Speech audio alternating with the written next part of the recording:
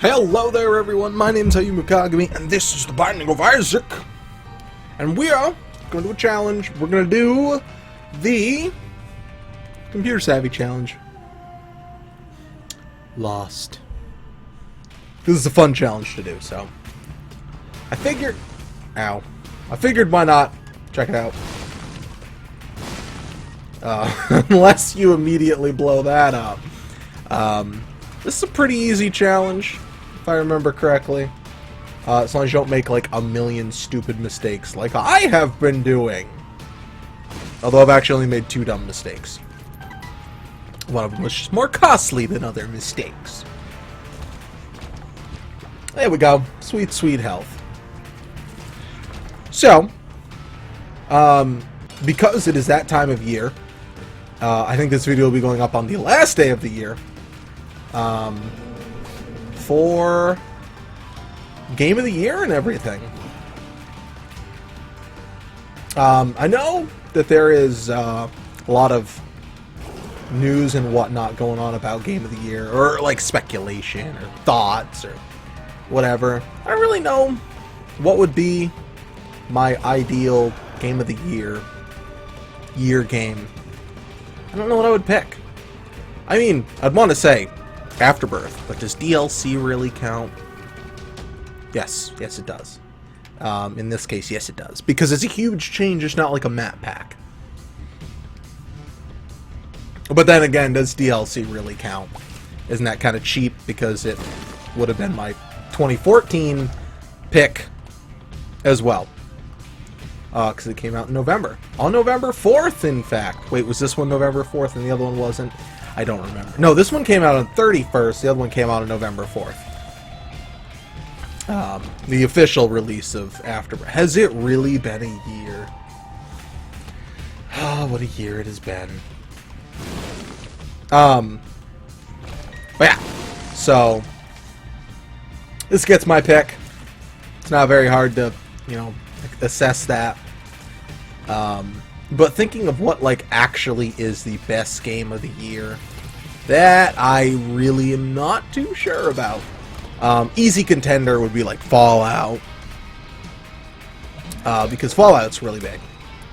I don't know how Fallout 4 really holds up to the other ones. This is the only Fallout game I've played and enjoyed to any degree. I did not enjoy Fallout 3 or New Vegas for various reasons. I did beat Fallout 4. I streamed the whole thing. I enjoyed it. As for is that Game of the Year territory, I don't know. It didn't seem to make any big leaps that I could see or notice or feel. It just felt like a game. It's a pretty solid game, but nothing really jumped out at me. I was like, this is Game of the Year territory. But that also might not, that might just be because it doesn't have to be literally revolutionary or anything for something to be Game of the Year. It's just the best game that came out this year. And with my arguably small knowledge of games that have come out this year, even within the past 6 months, I only really know 5 of them. Mostly because I haven't really paid attention. Did Bloodborne come out this year? February-ish?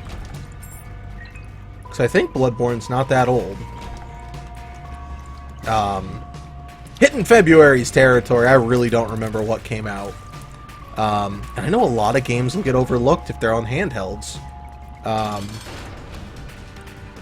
don't think there actually was a Pokemon this year. But it's would Pokemon deserve Game of the Year?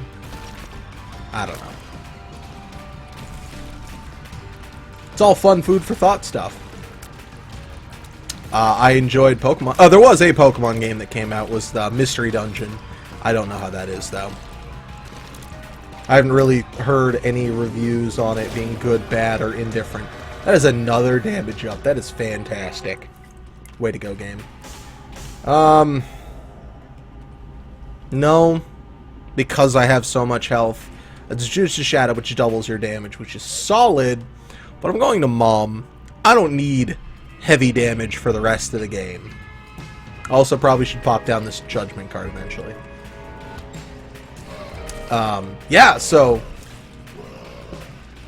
because I know Call of Duty came out. That is a bad PC port. I mean, it's not bad, its port is bad, though. It just... It was not a good port. And I'm not ashamed to admit, if you have a bad port, you have a bad port. Like, we can't... excuse me, we can't defend you anymore. Your port was terrible. Your game is fine. It's interesting. I love the zombies aspect on it. Your port was terrible, though. You don't get a free pass because zombies. Because half the time I try to play with somebody,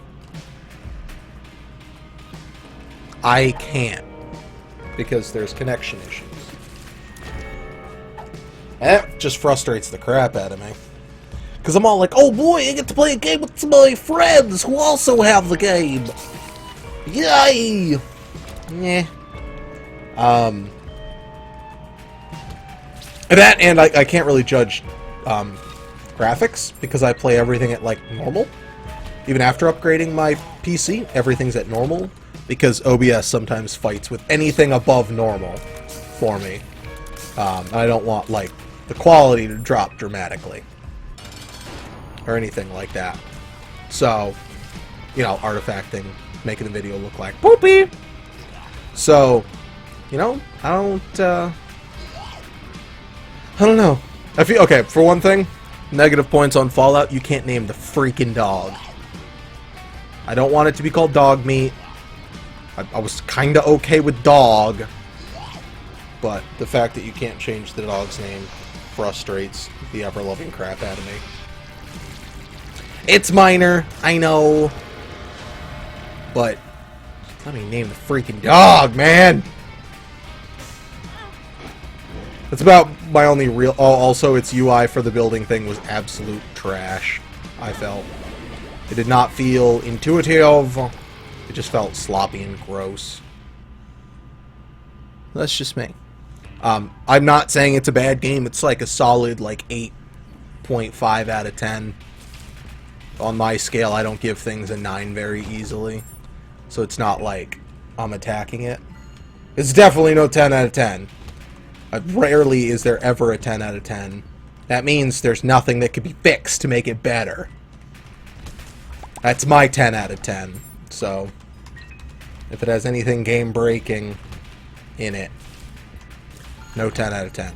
I will admit, I came across little to no glitches in it, which was a huge benefit, because every time I play a Bethesda game, it is broken beyond belief for me. But enough about Fallout. Rainbow Six Siege came out. It's one of the bigger titles. Everyone I've talked to about it, it's very limited, so it lacks a lot of oomph for like what would make it, you know, a contender.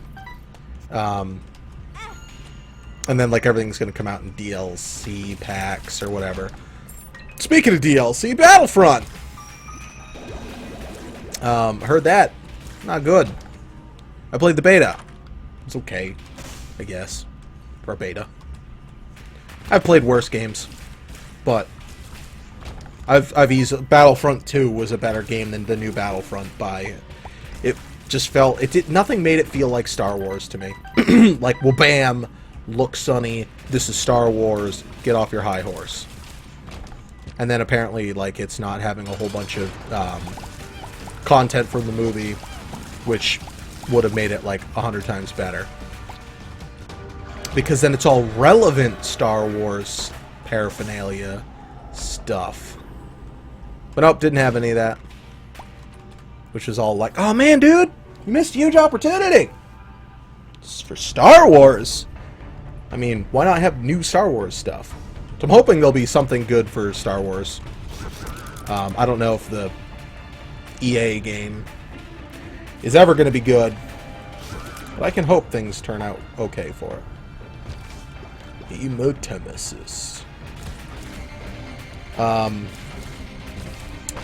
Assassin's Creed. Syndicate? Syndicate. It's a new one.